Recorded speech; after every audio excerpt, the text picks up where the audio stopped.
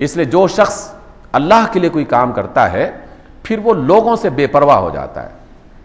اس کے ذہن میں اس بات کی پریشانی ہوتی نہیں ہے کہ میں نے تو اس کو پچھلے سال ایک جوڑا کپڑے کا خرید دیا تھا اور ایسا کم وقت ہے گزرتے ہوئے سلام بھی نہیں کیا اس نے. اس کی پریشانی اس کے ذہن میں نہیں آتی. میں تو ہمیشہ اس کے کام آتا رہا اور اب میں ذرا سی مشکل میں پھنس گیا ہوں تو اس نے میرے بارے میں پوچھا ہی نہیں, میرا حال ہی نہیں پوچھا کہ تم کس حال میں ہو. کیونکہ میرا کام اگر اللہ کے لیے ہے تو اللہ تعالیٰ جیتا جاگتا, زندہ, سننے والا, دیکھنے والا, محسوس کرنے والا, ہر وقت میری فکر میں لگا ہوا ہے, تو مجھے لوگوں کی ضرورت ہی نہیں ہے, بے پرواہ ہو جاتا ہوں. اس وجہ سے بہت ساری مشکلات سے انسان بچ جاتا ہے. الاخلاص للہ عز وجل یا اخلاص العمل للہ, جو کام بھی کیا جائے اللہ کے لیے, اس کی محبت میں, اس کو خوش کرنے کے لیے. اور پھر ایسا نہیں ہے کہ ہم جب اللہ کو خوش کرنے کے لیے کوئی کام کرتے ہیں تو صرف اللہ ہی خوش ہوتا ہے. ایک عجیب و غریب بات ہمیں یہاں پہ دکھائی دیتی ہے اور دنیا اس بات کا تجربہ کر چکی ہے کہ آپ نے ایک کام اللہ کے لیے کیا, اللہ کو خوش کرنے کے لیے, اللہ تعالیٰ بندوں کو خود بخود خوش کر دیتا ہے. اللہ کی محبت صرف اللہ کی طرف سے نہیں آتی, پھر اللہ تعالیٰ اس محبت کو لوگوں کے دلوں میں ڈالنا شروع کر دیتا ہے کہ جاؤ فلاں بندہ مجھ سے محبت کرتا ہے, تم بھی اس سے محبت کرو. اس کی عزتوں میں اضافہ ہو جاتا ہے.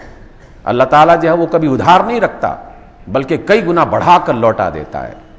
تو ایسا کام بھی نہیں ہے کہ ہم یہ سوچنا شروع کر دیں جناب یہ تو مولویانہ قسم کی بات ہے کہ ہم صرف اللہ کے لیے کام کریں. آخر دنیا میں بھی تو جینا ہے جناب, اللہ کے لیے کام کریں گے تو دنیا میں زیادہ اچھے طریقے سے جی سکیں گے.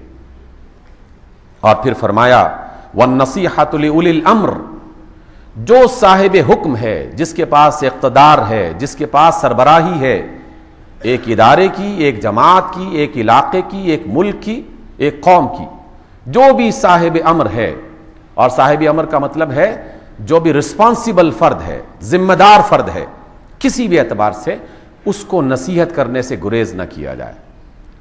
اگر دیکھا جائے کہ اس ادارے کا سربراہ ادارے کی خرابی میں کوئی کام کر رہا ہے یا اس کے کسی عمل سے, اس کے کسی آرڈر سے ادارے کو نقصان پہنچا رہا ہے, تو اس کو نصیحت کرنے میں بخل سے کام نہ لیا جائے.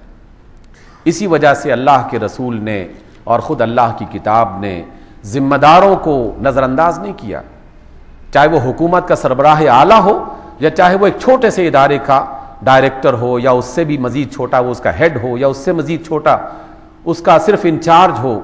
کسی بھی اعتبار سے جو فرد جہاں جہاں ذمہ داری میں موجود ہے اس کو اس کی ذمہ داری کے حوالے سے اچھی نصیحت کرنا, ایمان والے کا دل کبھی اس سے تنگ نہیں ہوتا, کبھی وہ اس میں مشکل محسوس نہیں کرتا. اور تیسری بات اللہ کے رسول فرماتے ہیں کہ جماعت کو اپنا لو, یعنی اجتماعیت کو اپنا لو, اس بات کو اختیار کر لو جس پر اللہ اور اس کے رسول جو ہے وہ تمہیں جس کی تعلیم دیتے ہیں, جس پر فقہائے امت متفق ہیں, جو قرآن و سنت کے مطابق ہے, جس میں اجتماعیت کا فائدہ ملتا ہے, اس کو تم اختیار کر لو. اور اگر تم نے اجتماعیت کو ترجیح دینا شروع کر دی, اسے پریفر کرنا شروع کر دیا, تو پھر کیا ہوگا؟ رسول اللہ فرماتے ہیں کہ پھر اس اجتماعیت میں رہنے والوں کی دعائیں اس بندے کا پیچھا کرنا شروع کر دیں گی. یعنی پھر لوگ اس کی عدم موجودگی میں اس کے لیے دعائیں کریں گے, اس کے لیے ہاتھ اٹھا کے اس کی بہتری کی اللہ رب العزت سے التجا کیا کریں گے. اور پھر اللہ کے رسول فرماتے ہیں بڑی عظیم الشان بات, وَمَنْ كَانَ هَمُّهُ الْآخِرَةُ جَمَعَ اللَّهُ شَمْلَهُ, جس قائد کا, جس فرد کا ارادہ, جس کی نیت, جس کا ٹارگٹ یہ ہے کہ اس نے اللہ کو خوش کرنا ہے, تو اللہ تعالیٰ اس کے اندر ایک قوت پیدا کرتا ہے, اس کی جماعت کو متحد رکھتا ہے, اس کے لوگوں کو اس کے ساتھ جوڑ کے رکھتا ہے, اس کے ادارے کو مضبوط بناتا ہے, اس کی جماعت کو مضبوط بناتا ہے. اللہ تعالیٰ اس کی شیرازہ بندی کرتا ہے. جمع اللہ شملہ کا معنی ہے کہ اللہ تعالیٰ اس کی شیرازہ بندی کرتا ہے. اگر کوئی شخص اللہ کے لیے کام کرتا ہے تو اللہ تعالیٰ اس کے خاندان, اس کے اپنے گھر کی شیرازہ بندی, اس کے خاندان کی شیرازہ بندی, جس جماعت کا امیر ہے اس جماعت کی شیرازہ بندی, جس ادارے کا سربراہ ہے اس ادارے کی شیرازہ بندی, یعنی اس کے اندر توڑ پھوڑ نہیں ہوتی, تفرقہ نہیں ہوتا, اختلافات نہیں ہوتے, دشمنیاں نہیں بنتی. اللہ تعالیٰ ان کے اندر ایک اجتماعی قوت پیدا کر دیتا ہے. وجعل غناہ فی قلبہ، اور اس کے دل کو ایسا غنی کر دیتا ہے کہ اسے لوگوں کی پرواہ نہیں ہوتی. اور لوگوں کی پرواہ نہ ہونے کا مطلب یہ ہے کہ اسے لوگوں کی طرف سے فائدہ حاصل کرنے کی پرواہ نہیں ہوتی. اسے اس بات کی پرواہ نہیں ہوتی کہ فلاں کے پاس اتنے پیسے میرے پاس نہیں ہیں، میرے پاس کب آئیں گے. فلاں کے پاس اتنی سہولتیں ہیں، میرے پاس نہیں ہیں، میرے پاس کب آئیں گی.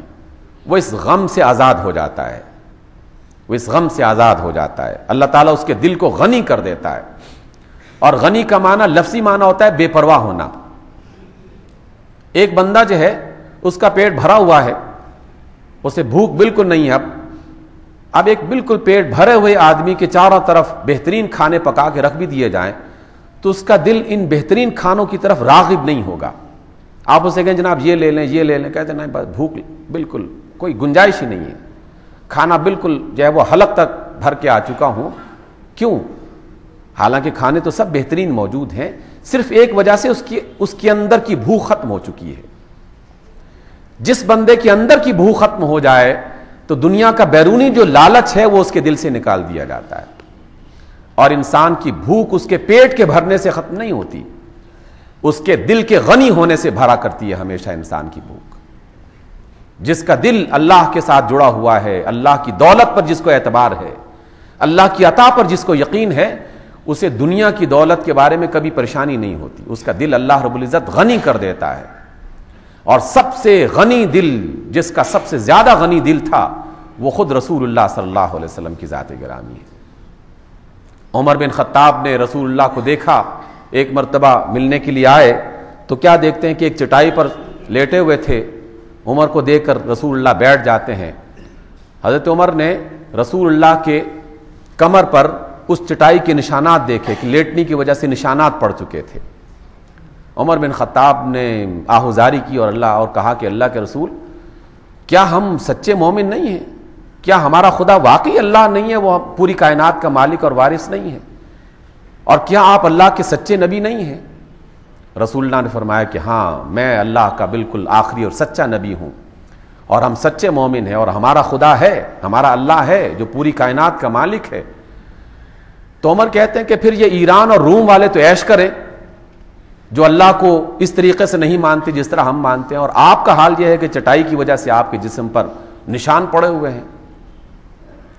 تو رسول اللہ صلی اللہ علیہ وسلم نے فرمایا کہ اے عمر، کیا تجھے یہ بات اچھی نہیں لگتی کہ وہ دنیا کے اندر مگن رہیں اور میں اللہ کے ساتھ جڑا رہوں؟ کیا تمہیں یہ بات اچھی نہیں لگتی کہ وہ جس کے پاس پوری کائنات کا خزانہ ہے، میں اس کے ساتھ وابستہ ہوں، اور یہ لوگ دنیا کے تھوڑے بہت آرام عیش کر کے اور یہ کہہ رہے ہیں کہ ہم شاید بہت خوش نصیب ہو گئے. اصل خوش نصیب یہ نہیں ہے. یہ عمر بن خطاب نے جب بات کہی تو اللہ کے رسول نے یہ بات ارشاد فرمائی، اور فرمایا کہ جو شخص یہ کام کرتا ہے تو اللہ تعالیٰ اس کے دل کو غنی کر دیتا ہے. وَأَتَتْهُ الدُّنْيَا وَهِيَ رَاغِمَةٌ، بڑی زبردست بات کہی. اور اللہ کے رسول نے فرمایا کہ جس کا دل غنی ہو جائے تو دنیا جو ہے وہ خود جھکتی ہوئی اس کی طرف آتی ہے، سر کے بل ناک رگڑتی ہوئی اس کی طرف آتی ہے. راغمہ کا معنی ہے جو شخص اپنی ناک کو زمین پر رگڑ دے. تو اللہ کے رسول فرماتے ہیں کہ جو شخص اللہ کے ساتھ وابستہ ہو جاتا ہے تو دنیا اس کی طرف ناک رگڑتے ہوئے، سر جھکاتی ہوئی آتی ہے. اور اس حوالے سے آپ کو غور کرنا ہے، مجھے بھی غور کرنا ہے کہ دنیا کیا ہے. دنیا میں 3 بنیادی چیزیں ہیں، اگر آپ اس پر غور کر لیں تو اندازہ ہو جائے کہ کیسے اللہ کے رسول کا یہ فرمان سچا ہے. دنیا ہے مال و متاع، دنیا ہے عزت اور شہرت، اور دنیا ہے راحت. ان میں سب سے زیادہ جو قیمتی چیز ہے وہ ہے راحت. اور راحت کس وجہ سے ملتی ہے؟ جب انسان کی عزت میں اضافہ ہو، جب انسان کی عزت میں اضافہ ہو. مال و دولت کا اس کے اندر حصہ ہے، لیکن 1% 1% صرف اس کا حصہ ہے مال و دولت کا، جس کی وجہ سے انسان کو راحت ملتی ہے. لیکن بڑا حصہ جو ہے وہ اس کی عزت اور اس کے وقار کی وجہ سے اسے راحت ملتی ہے. لیکن تینوں چیزیں ہی، دولت بھی اسے چاہیے کہ اس نے دنیا میں جینا ہے، لیکن ایک انسان بن کے جینا ہے، اس لیے اسے عزت چاہیے. یہ 2 چیزیں جیسے مل گئیں اسے راحت مل گئی، اسے اطمینان مل گیا. اور اس میں ہر ایک کی قدر و قیمت متعین ہونی چاہیے۔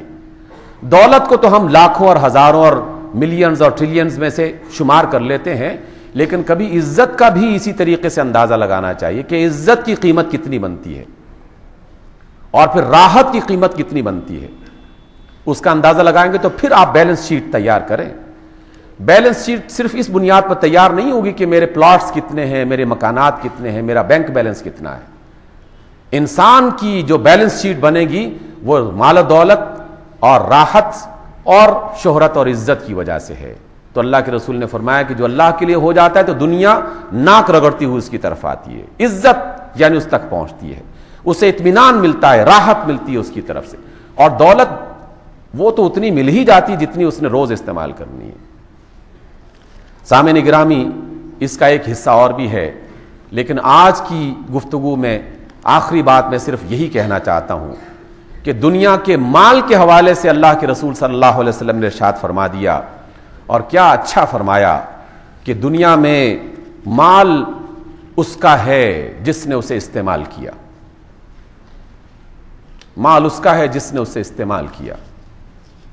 میرے پاس اناج کے گودام بھرے پڑے ہیں، لیکن اناج میرا اتنا ہی ہے جتنا میں نے کھا لیا، اور ایک دن میں 2 روٹیاں کھاؤں یا 1.5 روٹی کھاؤں یا 3 روٹیاں کھاؤں، بس اتنا ہی میرا ہے۔